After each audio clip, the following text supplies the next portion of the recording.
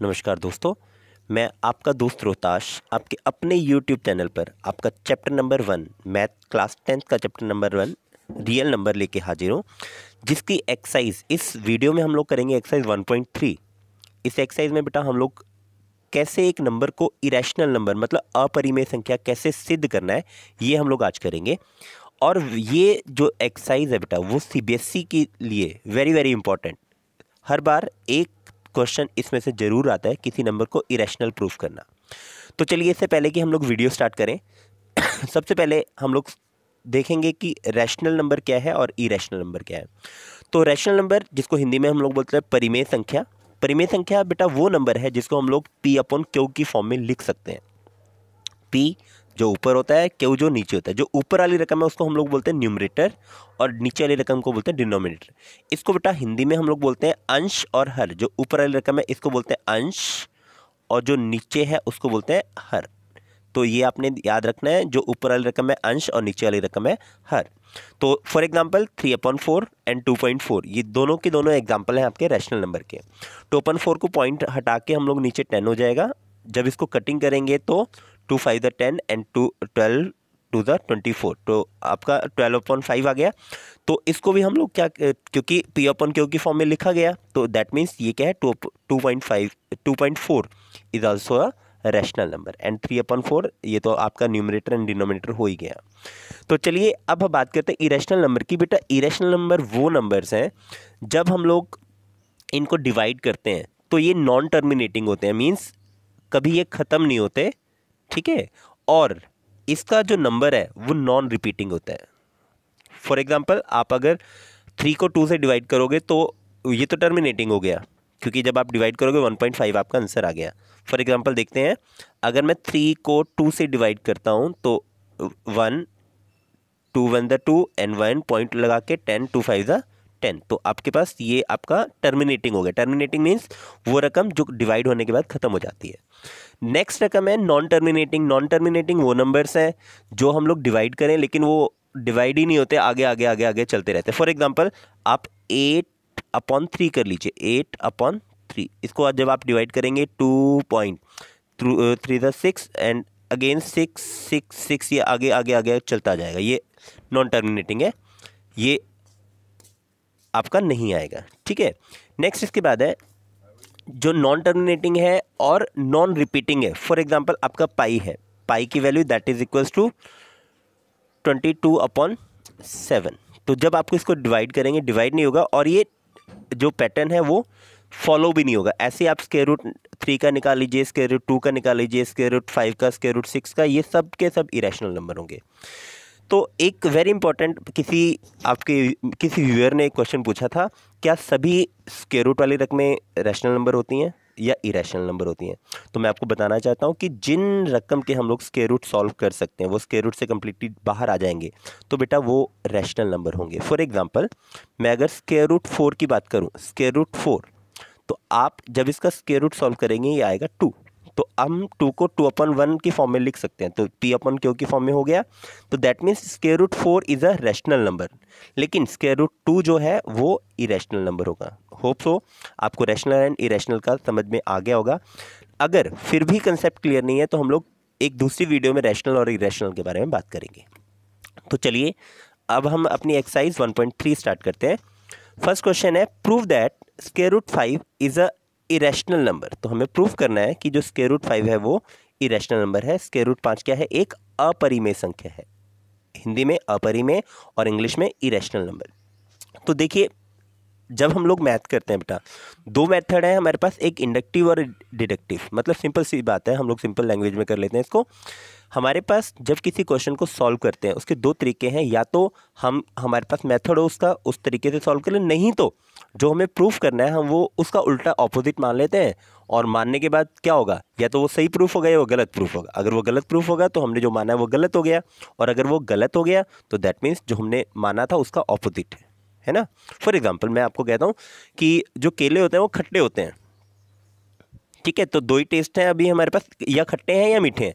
तो जब मैं उसको खा के देखूंगा खट्टे नहीं है तो दैट मीन्स वो मीठे हैं, है ना। चलिए अब यहाँ पर आते हैं। क्वेश्चन था prove that square root 5 is a irrational number. तो हम लोग क्या करेंगे बेटा, हम लोग इसका ऑपोजिट मान लेते हैं। इरेशनल का ऑपोजिट क्या हो गया, रैशनल, मतलब परिमेय संख्या। तो हम लोगों ने सपोज कर लिया कि जो स्क्वायर रूट 5 है that is a rational number. अब रैशनल नंबर क्या होता है, हम लोगों ने अभी बात की थी, जिसको हम लोग P अपॉन Q की फॉर्म में लिख सकते हैं, ठीक है। और जो नीचे वाली रकम है, जो डिनोमिनेटर है, जो हर है बेटा, वो आपका 0 के बराबर नहीं होना चाहिए, नंबर 1। नंबर 2, A और B जो है वो को प्राइम है। को प्राइम को हिंदी में बोलते हैं सह अभाज्य।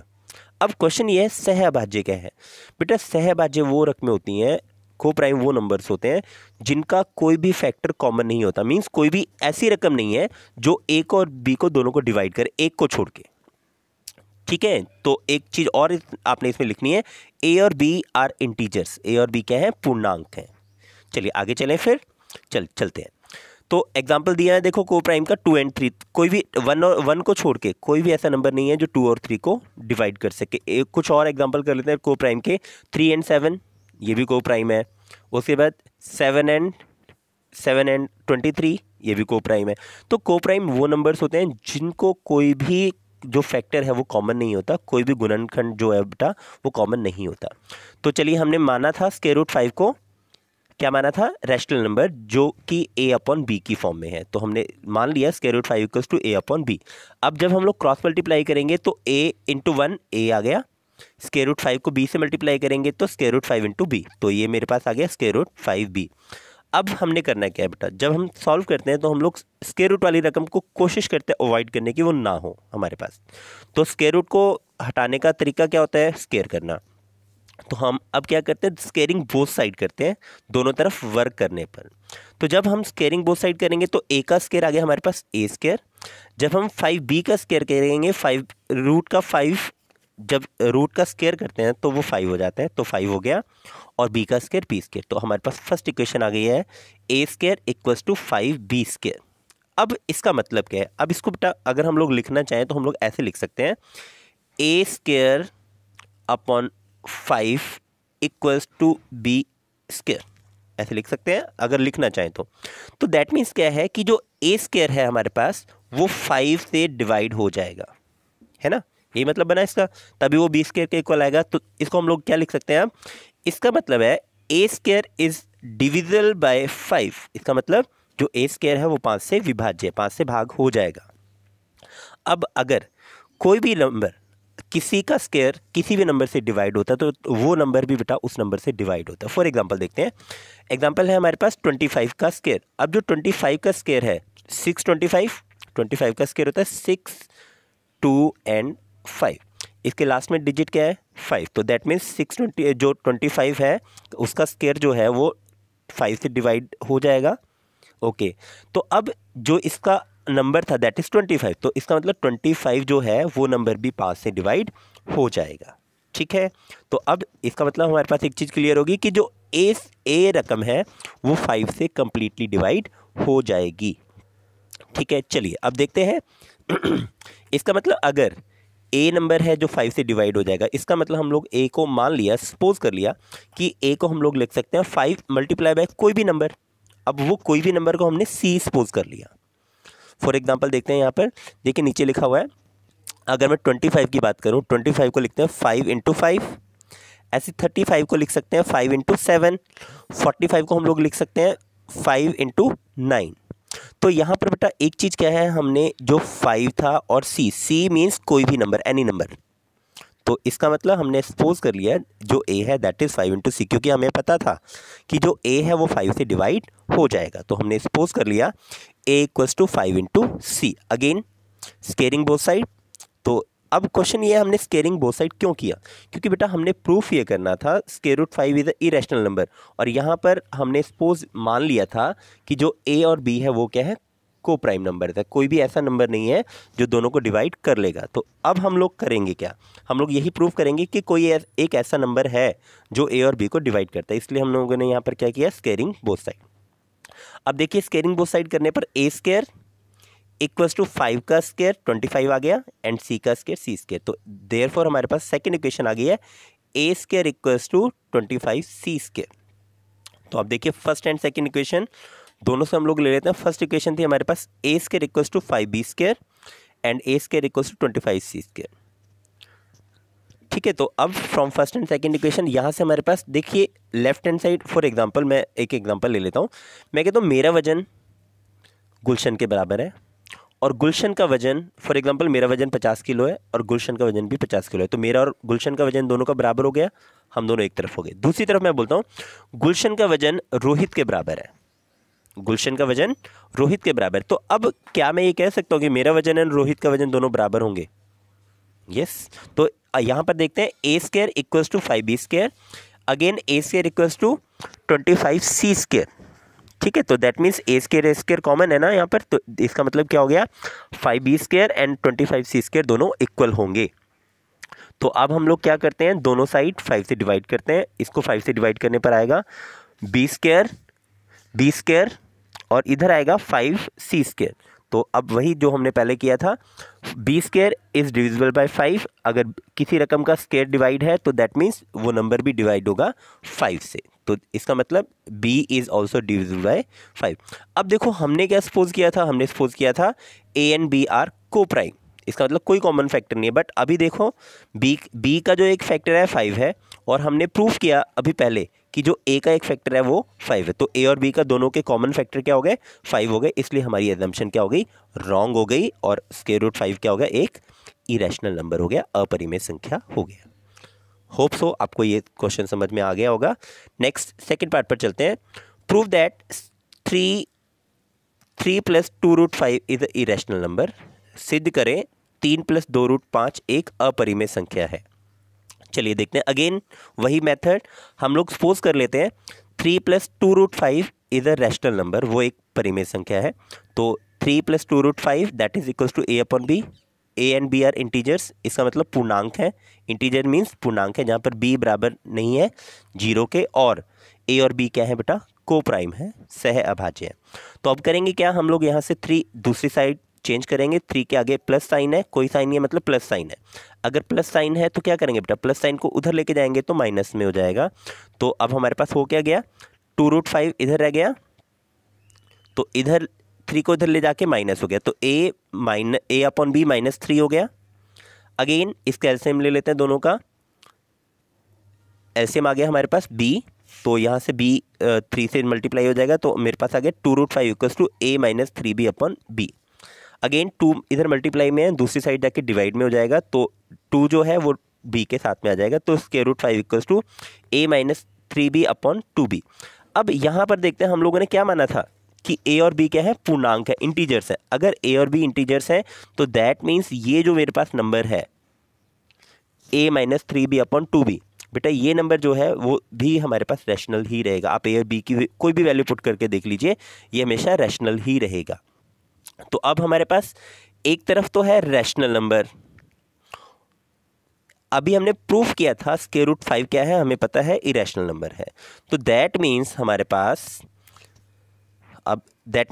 क्या हो गया, जो √5 है इरेशनल नंबर है, तो इरेशनल नंबर कभी भी रैशनल नंबर के इक्वल नहीं हो सकता, अपरिमेय संख्या परिमेय संख्या के बराबर नहीं हो सकती।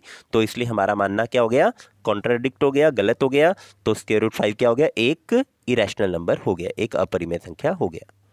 ठीक है जी, चलिए नेक्स्ट क्वेश्चन पर चलते हैं। Question number 3, prove that following are irrational number. सिद्ध कीजिए निम्न संख्या परिमेय संख्या। अब यहाँ पर सेम उसी पैटर्न से हम लोगों ने करना है, ये थोड़े से इजी पार्ट है, इसके 3 पार्ट है बेटा। पहला है 1/√2, 7√5, 6 + √2। तो सबसे पहले चलिए फर्स्ट पार्ट को करते हैं। 1/√2 इज अ इरेशनल नंबर, तो हम लोग इरेशनल को फिर वही सपोज करेंगे क्या है वो रैशनल नंबर है।